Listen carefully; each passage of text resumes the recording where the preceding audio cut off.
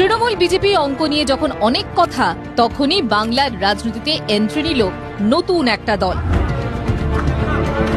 ধর্মীয় প্রতিষ্ঠান রাজনীতির মিশেল। ফুরফুরা শরীফের পীরজাদা আব্বাস সিদ্দিকীর হাত ধরে বঙ্গ রাজনীতিতে এন্ট্রি ইন্ডিয়ান সেকুলার ফ্রন্টের। প্রথমবার ভোটের আসরে 29টি আসনে লড়াই আইএসএফের। ভাঙড় আসনে জয় নওশাদ সিদ্দিকীর। 9টি আসনে 20% বেশি ভোট।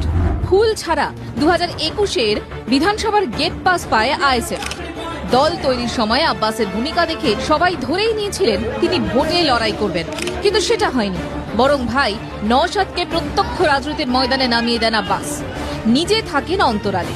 তবে 5 বছর পর অন্য ছবি। 26-এর বিধানসভায় প্রত্যক্ষ রাজনীতিতে নামার ইঙ্গিত দিচ্ছেন আব্বাস সিদ্দিকী।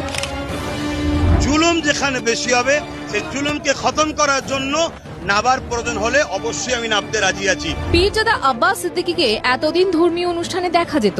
সেই ধর্মীয় অনুষ্ঠান থেকেই ভোটে লড়াইয়ের বার্তা আব্বাসের। টার্গেট ক্যানিং পূর্বের বিধায়ক শওকত মোল্লা।